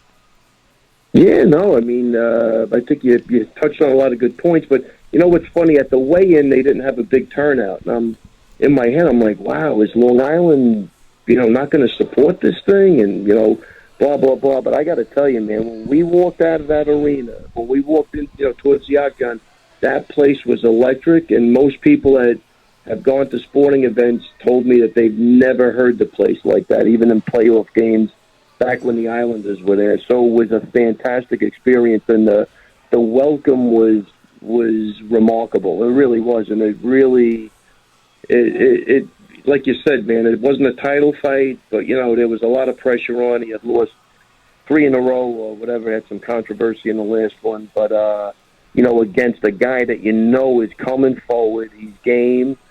He might be a little undersized, but man, is that guy a tough son of a bitch, that Kelvin Gastelum. Loved the kid, and it was just a great experience, and it really set the mood, I believe, for Aljo's fight last week. I really think he gave Aljo a boost of confidence, and that's it, man. I mean, I'm gloating right now.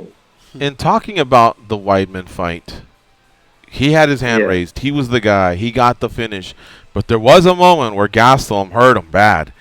Do you recall what your emotions were like there as well? Because again, this is not only is he a student of yours per se. He's your friend. He's your business partner, and you guys are in that hometown, the Nassau Coliseum. So, like, your heart must have skipped a beat. I mean, like, what take us through those moments while Chris was regrouping and getting himself back into the fight? Yeah, I mean, look, it happened late in the round, so I'm going to say, if you look at it, and he told me, and like when I got him back to the in between rounds, I think my advice was, look, you were winning the round, like shit happens, regroup, let's go back to the game plan, and that's what he did. So I don't think he sat down on his ass, so it wasn't like he face planted or he definitely got knocked down, no question about it, but I don't think it was as bad as I don't think he was like really, really hurt, but Kelvin definitely got his attention without a doubt. And that was it. And I thought, after he regrouped and he went out for that second round and did, perform the way he did, I knew we were going to win the fight at that point. Because if he was going to go off the rails or there was something going on, I think it would have been right at that instance. And he really did block it out like a good fighter does. And he went back out there and just resumed where he left off right before that, which I thought was fantastic. I'm glad it kind of happened because I think it was a great growing experience for where he was at. And it was, it was good. But yeah, my heart did skip a beat. Luckily, there was only like 10 seconds left. So, it's funny. They do a thing now. They put a heart monitor on you. So we'd have to really go back and ask them where exactly my heart was. But are you serious? They do? Yeah, they do. But it was some new device they're testing out. But yeah, for the last two fights, not Aljo's fight for some reason, but the two before that, yeah, they asked if you want to do it. And I said, sure. I'm actually curious to know, where I'm at anyway. Yeah, they actually had a heart rate monitor on me. So, but you don't recall they didn't share with you the results or anything like that. No, definitely not. I've never even asked them, but I should ask them. I never asked them the first time either, but it was. I'm curious too. But now that we're talking about it, I think I will call them and ask them. I don't know if that'll work though. Every time the Octagon girls walk by, that thing would go through the roof. Good information, though. Yeah, they'd be like, "Why are you so excited between rounds, Longo?" Exactly. Let me tell you something, Goes. I hope there's HIPAA involved in this thing. That's funny. Ray Longo, our guest here on MMA Junkie Radio. There's this guy that fights for the UFC, Ray. I don't know if you're familiar with him or not, but his name's Conor McGregor. And he was actually present at a fight back in like 2008 when the UFC went to Ireland. And Chuck Liddell, there's a famous picture of him taking a picture with Chuck Liddell. And he had just started fighting. But he talked about how Liddell and all the fighters that fought on the card, including some Irishmen who went on to be his coaches and teammates, inspired him. What do you think? Do you think Chris was really, really, this was a huge fight for him. He was really emotional. He took forever to leave the arena, and it was actually cool because he was high-fiving and taking pictures. But what's been the after effect for the UFC visiting Long Island? I mean, has there been a buzz? And do you think, could you see, maybe in a few years, a story like that emerging just from that event alone, the main event, Chris Weidman, the Long Island hero, I guess stimulating, touching a few young kids out there who then go on to be fighters? Yeah, no, I mean, the buzz is, for me, look, I had to move right into Aljo's fight. So, I really enjoyed it, but my August is going to be a down month for me. I don't really have anything going on, which I'm just going to take some time and sit back and reflect on everything and, go out to dinner with a couple of guys and, like Chris and Matt, that type of stuff, and just really, soak it in at that point. But I really did move right on to California, so I didn't have a chance to really, reflect on it. But, I kind of say, like, somebody asked me the other day, how do you, what should teach you your coaching style? And I said, I thought about it. I go, what, it's trickle-down coaching. You know what I mean? I go, the better the guys at the top do, it's going to trickle down to the guys below him. And I really think that's what you saw with Aljo. He really was inspired by Chris's performance. And, again, I think he went on to have a great night. So, in the next coming weeks, I think we're going to – that's when I'll feel the buzz. But I really got on a plane a couple of days after and left. It's a weird thing. I try to compartmentalize all the fights in my head. And, we had a real tough Henan Barao who was, 2 years ago was an absolute stone-cold killer. So this was another big fight for Aljo also, and it was a big fight for Chris. So, emotionally, it's like you said at the beginning of the show, I really am tied into these guys and vice versa. And, it's a little wacky, man. It's not like you're just coaching a guy and you don't give a shit what happens. I mean, you're really... dialed into their families and their friends and their fathers and mothers. It's crazy. So, in the next couple of weeks, I hope to sit back and take it all in. Ray Longo, our guest here on MMA Junkie Radio. Goes, what do you have for Ray? Well, I'm really glad that he brought up that momentum that one fighter can carry from one to the other. I wanted to ask you a little bit about the opposite of that effect, though, because the same way a fighter can build off of another guy's momentum, I'm sure when losses occur, is it difficult to keep a guy from falling into a rut that he just saw his teammate get into? Like, how do you combat that? I tell you, look, first of all, the other thing, just in touching on all of that is, we're really like a small team. We're really together as a team, but, we don't really go for numbers. We go for, it's not quantity, we go for quality. So, yeah, I think, when a guy loses, everybody feels it in the gym, and, you just got to move on, just like in any other adversity in life, and just keep pushing forward and try to pull out the positive even from a crappy situation. And, even Chris's last fight, I thought he had a great first round, and then we had that controversy in the second round, and, it never really got cleared up, so we were kind of in limbo with that. And, luckily, again, it's not baseball where, you could have a bad game and you get to, regroup and go out and do it again the next day. You got to wait for months. You got to listen to all the haters, the naysayers. And it's really tough to focus. But, this is what these guys sign on for. They're surrounded by great people. And we try to keep it positive. But, yeah, it's never a good thing when you're losing, man. Listen, losing sucks. It's just that, period. There's nothing good about it, So... we do the best we can. And then luckily we got back on track, and I think these guys really they both learned a lot from these last two fights, which we've been talking about, and I'm excited for the future. Are there matchups that are more fun on your behalf to strategize against? Like a Renan Barão, you brought that up, and before the fight even took place, I had thought, man, I'd love to be in Ray Longo's head right now because that seems like such a great chess match. Are there matchups that you just had more fun strategizing against? I honestly, I have fun with it, with all the matches. But, never, I don't think one more than the other. They're really they all bring something special to the table, and that's the fun part about, looking at the fights. And, I have, like, some young kids in the gym that I go, listen, I want you to look at these fights. Give me this, give me the statistics on that. So I get a lot of help, and it brings some of the guys in the gym, that some of the amateur fighters, that lets them get involved with it. So I try to make it, fun for everybody, So, but I just have a good time doing it, and I'm not one better than the other. But like again, they all bring something different, and I think with Barão, man, he brings that he was an ex-champion, and. He was fighting, a little heavier. That was a thing that was different too. There was a catch weight, and it was fun, man. It really was. And he had fought Felipe Nova, who I know really well. He was a great kid who's been in the gym sparring. So we kind of watched that fight. And it was just fun. It was fun doing for both of the fights, for Kelvin and for this.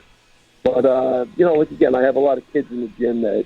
I get them involved, and it's great camaraderie, and I think it just makes it fun for everybody. Ray Longo, our guest here on MMAjunkie Radio. Check out more information on Longo and Weidman Mixed Martial Arts, www.lawmma.com. I'm rocking the shirt right now, proudly. I'm a big fan of Coach Ray Longo, who's coached a couple fighters to world titles in the UFC, notably Chris Weidman and Matt Serra. All right, we also have Chase Kobrin from Tough Prince. He's got a couple questions for you. Go ahead, Chase. What do you have for Ray Longo? Sure. Just to kind of build on what you just mentioned, as their coach, Serra and Weidman, you're known for basically orchestrating two of the biggest upsets in UFC history. Is there a better thing for a coach or a trainer to be known for, in your mind? I'll tell you, it don't suck. I haven't thought about it, but I love it, and that's the question. I'm very proud of those moments. So I don't know. To me, no, there's nothing better than that. And now that you bring up Matt Serra too, I just want to really give that guy a shout out because his coaching for the last two fights was just point on. And he's really embracing the role of helping other people out. And he was always close to me. I always loved him. I love him even more. But I thought he had a great two fights with his coaching. You could hear it. You know what's funny? People think he's mic'd up. He doesn't even have a mic on. I have the mic. You can hear him better than me. But that's what I think. That's the passion we bring in that corner. And I can't think of a better guy to coach with than Matt Serra. And I thought he was dead on the last couple of fights. But to your original question, no, it don't suck, man. I love it. I think, that's going to be in the history books forever. And, it's something that I'm really proud of. And I don't want to, rest my laurels or whatever the saying is on that, because I'd love to see Aljo or Iaquinta, get their turn at a title and, just keep pushing. But it's really a great feeling. And those memories last forever. I think anytime Matt's depressed, he plugs in UFC 69, he bounces right back out of his depression. So it's all good. It's all fun. I got two more questions for you, Coach. You talked about Iaquinta. I'm a big Iaquinta fan. And then, of course, Aljamain. I'm just finding out in the last 6 months that he's also involved in real estate. Could their involvement in real estate prevent them from being world champions? And by that I mean, in this sport, you really have to be dedicated. And so Al, he came back, he starched Diego Sanchez, and we don't know when he's going to fight again. Sterling's a little bit more consistent in his fighting career, but your thoughts on that? I don't blame the guys for planning another future, because fighting is so, it can be, such a wild card, in people's lives. But do you ever think that holds them back from being even better fighters? I mean, look, right now I can tell you Aljo doesn't put any time into the real estate. I was even surprised when he said that at the end of the interview. Al does sell houses, so but he's more of a guy that's walking around injured. So I think it's great that he channels his energy while he's not able to do anything into something positive that'll last forever, and he could build on his future and his and his fame. Man, it's got to be cool buying a house from Raging Al. So I think he's got that going for him. But Aljo, I think, is more concentrated. You'll see him. He's going to be consistent. He's not really doing much with the real estate. Every so often you might see something, but definitely nothing to take away from the training. Have you talked to Al lately? Does it sound like he'll fight in 2017 at all? What's your gut tell you? Yeah, I think his knee's kind of banged up. I don't think he's fighting in 2017. Okay. And I'd have to talk to him unless... If it is, it'll be December. Gotcha. It'll be late. Yeah. Here's one last question we'll leave you with. How do I say this? All right, not to go Hollywood with you, but do you remember the movie Rocky 3? When Mickey confessed to Rocky that he was kind of protecting him because he took a lot of damage. And I know it's just Hollywood, but do you remember the movie, right? I tell you, I'm a big Rocky 1 fan. Okay. I wasn't really much after that, but I'll go along. Man, you didn't even hang in there for 2 when he came back and beat Apollo Creed? Well, maybe 2, but Okay, all right. Well, anyway. What was 2? 2's when he comes back and beats him, and then in 3 they start off by saying, I was protecting you, and he wants to keep him away from Clubber Lang, who's played by Mr. T. But here's what I'm getting at. I'm a little concerned. Yeah. Chris Weidman, I've heard him like 2 or 3 times in the post-fight interview, even when he's winning, saying he doesn't recall because he got hit. So with you guys having such a close relationship, how much input do you have into, hey, Chris, that's a little alarming to me as well. You are taking some hits. And how long do we want to do this? Do you even have 1% input, 5%? Does, anything like that? Because I really feel for some of these athletes. They really tear their bodies down for our entertainment. And especially a guy that's made some money, has a business venture, has worn a belt before, I don't know. But is any of those, when he ever says that, is that ever a concern for you? It's always a concern because the guy's a friend, and like any friend, I'm concerned about that. And I'm going to say, we talk about it, because, he hadn't just had another surgery on his thumb. So, I think since I know him, this kid has to have had 10 or 12. He's always, it is a rough business. And I think he came into it, decorated as a wrestler, but also banged up a little bit from that. So, I'm going to say I'm watching it. If you think, that's where I'm definitely watching it. And if I thought it was really bad, I would definitely have the talk with him. Just like, we've had with Drago, and Drago would fight you tomorrow. He wants to fight. That's what he loves to do, but we're just not having it. And we had that talk, 5 years ago probably with him. Yeah. So it's not like getting to that point, but we're watching it. We do a lot of concussion testing in the gym with some,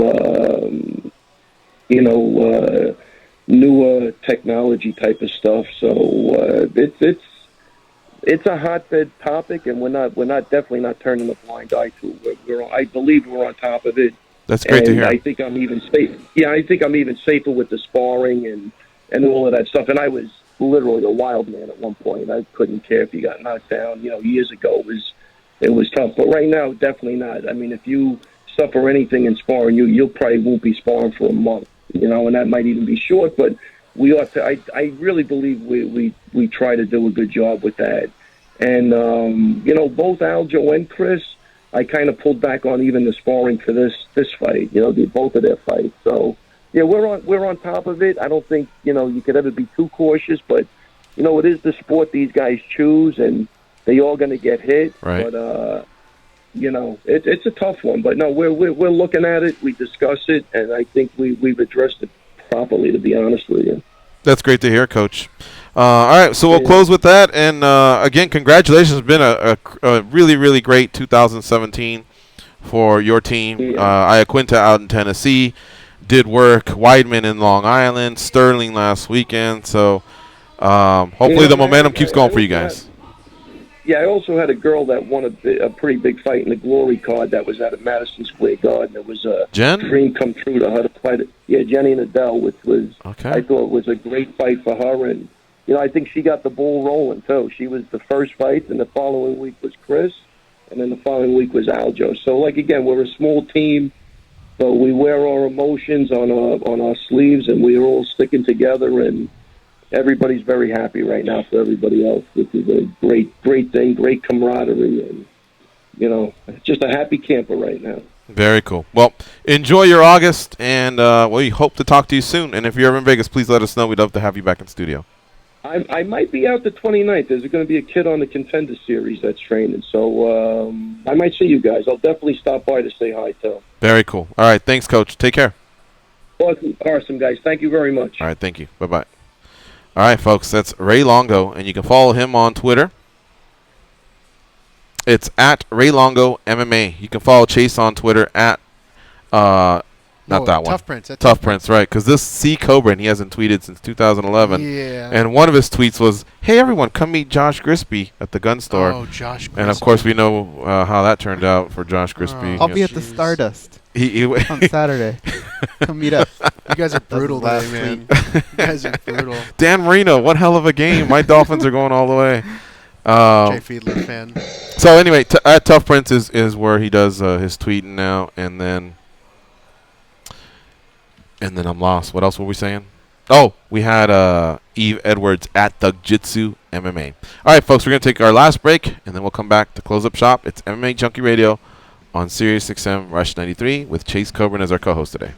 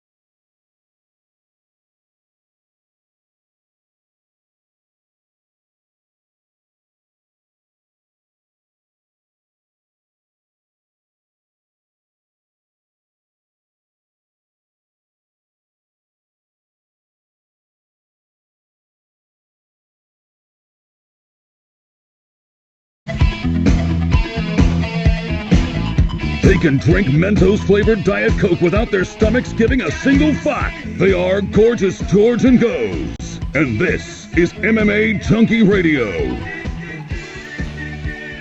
Just to close things out with C. Kobrin, which is not his it's not his Twitter handle. It's at Tough Prince, but he tweeted so long ago that one of his tweets is, "Come on, LeBron, we could use you down here." Yeah. So he hadn't even left Cleveland yet. No, I mean that's obviously old. That picture was taken in one of the coolest nights of my life, though, where I impersonated a Tampa Bay Buccaneers player to get laid, and it worked. Oh, yeah? The long snapper. He Nobody didn't knows. watch TV, like he didn't know, or what? I just said the long snapper. Who the hell's the long snapper? And no he one went knows with who the it? long. No, I was with a group of celebrities that were supposed to be paid. It was the Real World guys. They were at a paid appearance, and I was just there. Clifton Smith was there for the Bucks, and I was just like, "Hey, can I do this?" He's like, "Yeah." And then they asked me who I was, and I was like, "The long snapper," which at the time made sense, and it worked. Took it home. What did he tell you? I'm the tight end. Let's go. He did have a tight end. He did have a tight end. As soon as they go off the air, I'm going to strangle you guys. All right. For the record. So we'll lose other side, C. Kobrin. It's at Tough Prince. And for all you Vegas people, they are the fastest and the best printing service in MMA. So holler at them. They also have a Facebook. It's facebook.com/toughprints. We also have a Facebook. It's facebook.com/MMA Junkie Radio. And, of course, on Instagram and Twitter, Goes and I are both at MMA Junkie George and at The Goes. So we're going to do a soft exit here. SiriusXM audience, you will get additional combat sports and entertainment programming. And we'll see you tomorrow as well. And don't forget, the SiriusXM app has our show commercial-free and in HD quality if you missed any part of it. The rest of you head on over to Facebook. We're going to continue with about a 5-10 minute overtime. Night in the daytime, if you see it once, you'll never be the same again. I'm gonna keep on the run, I'm gonna have me some fun. It cost me my very last dime. If my wind up broke, well, I'll always Guys, you clear for overtime? All right, let's start off with Dean in Georgia. What's up, Dean? How you doing? Gentlemen, how's it going? Chase. Good, man. How about you? What's up, man?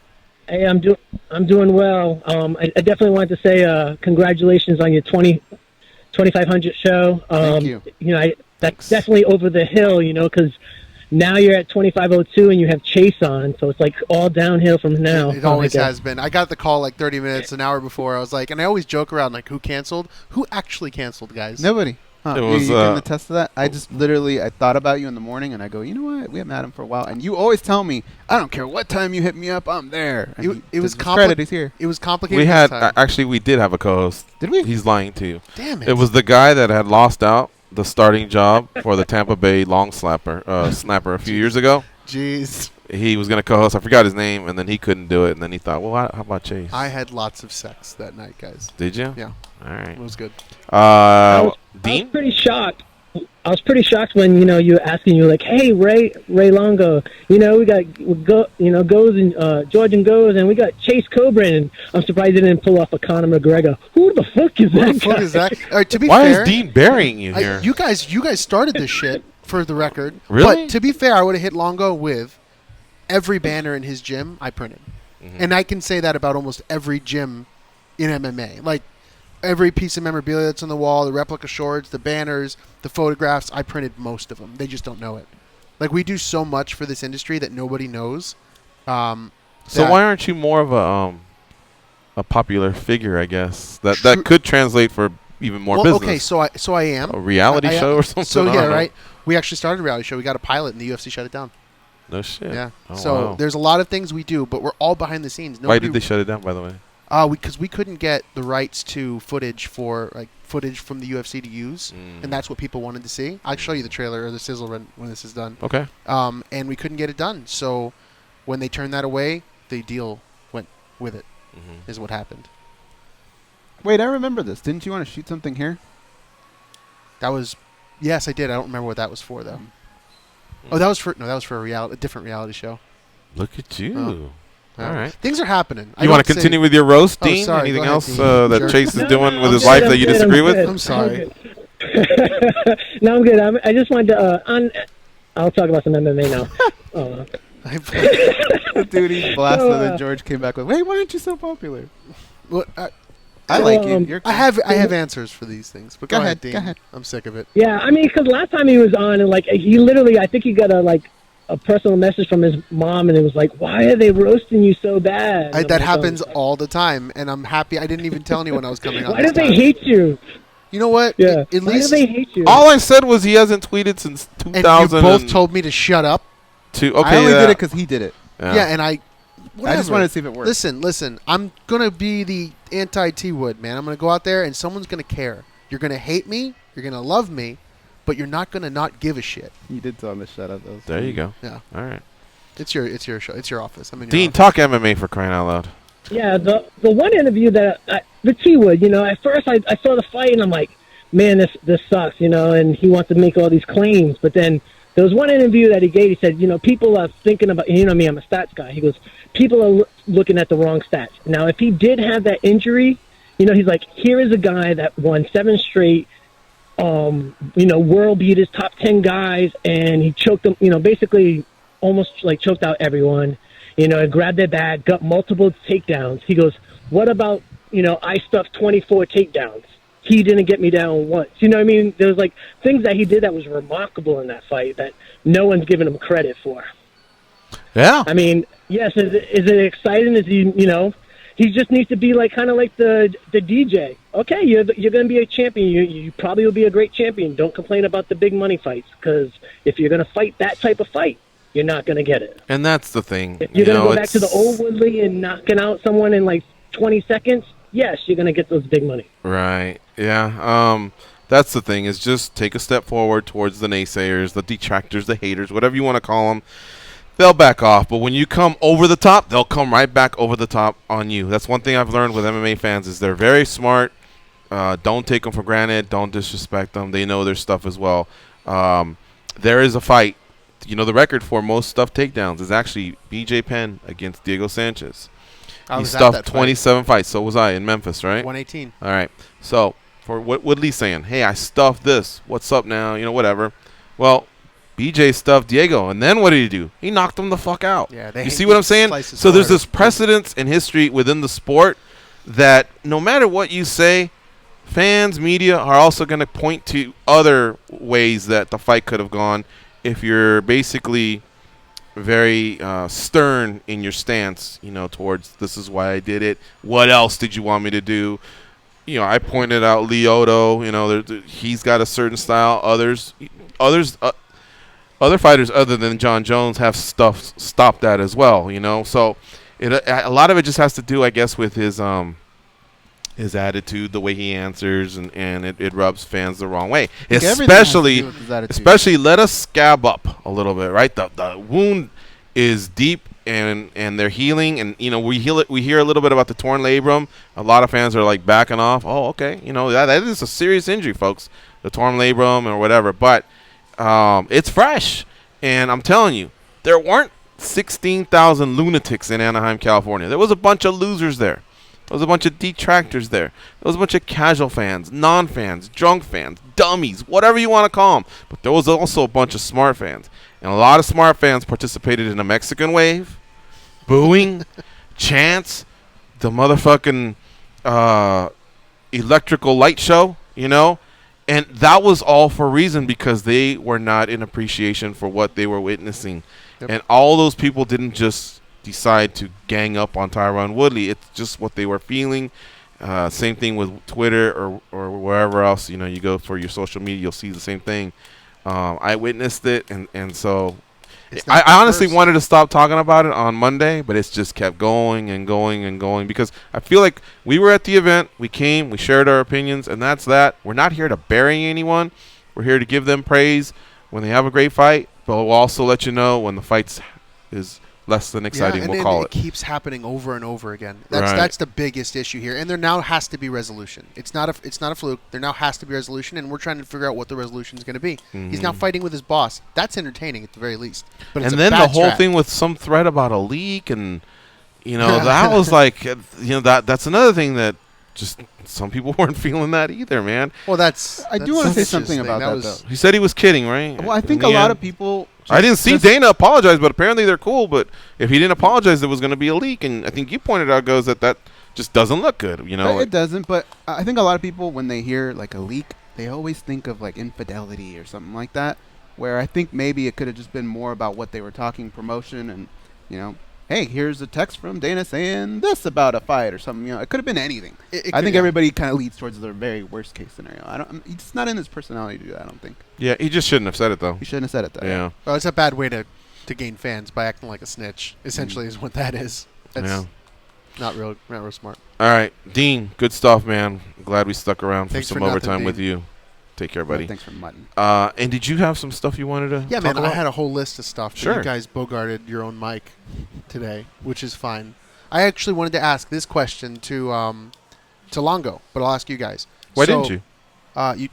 No. No. No, you did. He said he No. he had 2 questions when he asked. He asked this question, and I remember standing here, and I'm always watching, and you were silent. So I took it from there. I go, I got my 2 questions. Watch the tape. Oh, my gosh, Watch dude. the I just thought you forgot. I didn't. Or I thought maybe he just didn't have it or something. No, I actually sat there, and you were quiet. So I go, oh, he's done. And then I spoke. 0%, my friend. It's all good. It's all good. All right, what was the question? Watch the tape.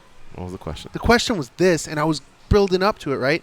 Hey, before you say it, I though, fucking just know this. Your first question was really good. Was it? If this is a dumb question, it's going It's to a make great the first question. one. It's a great question. Okay, can I also say something since Yeah. I'm getting ganged up on here? Yeah. Goes gets this goddamn, oh, what a great question thing, and Was it that- drives me fucking Was it not nuts. a great question? Was it not a good question? It was a No, decent no. question. Yours or his? Yeah, it was a decent question. I don't know. What question? He had a good question, but he gets this a lot from fighters, right? Okay. Oh, they say, what a great question. And of course, Goes does this. He does this, which means his tail's wagging. And I'm sitting here He's like a doing this. sucker because I usually ask 3 or 4. Yeah. And they never tell me that was a great question. Goes comes in and is like, oh my god, what a great question! Wow, it's psychological and I can defend you, though. right. You have to ask the straight questions. Yeah. Right? You got to drive the car straight. I'm the one that has to decide when we turn and veer off. Yeah. Yeah. So my questions can't be your questions. I have to think of not crazy things, but just outside the box. Yeah, when I'm here, I want to drive the car off the cliff. And that's and that's why I didn't ask Yves Edwards any questions. Oh, what was it going to be though? Oh, the question was going to be, I wanted to ask him this. So the Rogan situation, timely, right? That's what people are talking about. He said he apologized, doesn't want to interview fighters who recently knocked out. Mm-hmm. I was going to ask him, shouldn't that be the corner's responsibility? Forget Joe. His job is to interview. That's what we talked about yesterday. Okay, good. I didn't listen to the show. Probably because you Thanks. guys were talking loads of shit about me. That's what I imagine happens when I'm not here. I was just going to ask him what his thoughts were. Yeah, thanks. I was just going to say, hey, shouldn't that just be left up to the corner? Like, and I wanted to get his actual take on that. Absolutely. I had a couple more. You know, Uriah Faber actually said, keep asking him. He thinks the fighters should be asked questions. And then one other big name fighter co-signed and said, keep them coming. That's just part of the sport. It should be. Yeah. It should be. But the corner should say, hey, my guy. But Rogan should be able to have his preference. And if his preference is no, then no. You know? Rogan takes a lot of liberty. And it's actually he's earned it. I find him very interesting because of it, but he takes a lot of liberty. He does things, and if he doesn't agree with it, he'll do it anyway sometimes, and he'll make his displeasure very clear. And he's in a really unique situation. I love Rogan. I'm afraid of what the UFC is going to feel like when he's gone. Yeah. Well, Cruz has really been doing well, though, I must say. Yes, Yeah. but that's for you, that's for me, that's for people that really understand and love the sport. Yeah. I don't think anyone can replicate what he does because anyone that comes in is going to have to be a company guy to a certain extent because he doesn't have the history. And Rogan's got that He's got a lot grandfather of history, and he's got a sense of humor. He can get away with a lot. He can talk about hallucinogenics and probably get away with it, right? Is that the right word? Hallucinogens or genics? I think it's hallucinogenics. Hallucinators? What else you got? I had so many things. Well, we have a man. conference call, so I don't want to cut you off. But go ahead. What else? Go ahead. All right. I had this. I was going to ask him what his actual thoughts are, what actually happened. What was the difference between champion Barao and the Barao that Aljamain fought? I wanted to know what film they were watching and breaking down from. I wanted to hear his honest That would have been a thought. great question. Just check it out. Wagon. I was going to. This isn't for him. This is just for you guys. I thought Cowboy won the fight. I thought it was very close. A lot closer. I thought Lawler got him. Really? Yeah. Oh, I didn't. I disagreed. I thought Connor won, or I thought Cowboy won that fight. Okay. I don't think you're crazy. Thanks.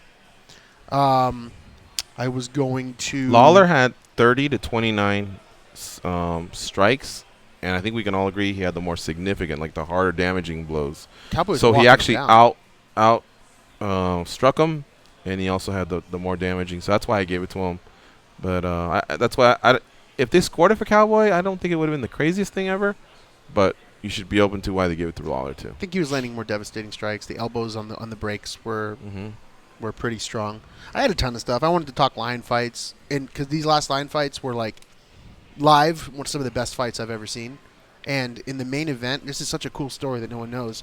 You got Smokin' Joe, right? Their current champ. Nadawat, yep. Nadawat, and he fought a dude that was fighting his 400th fight.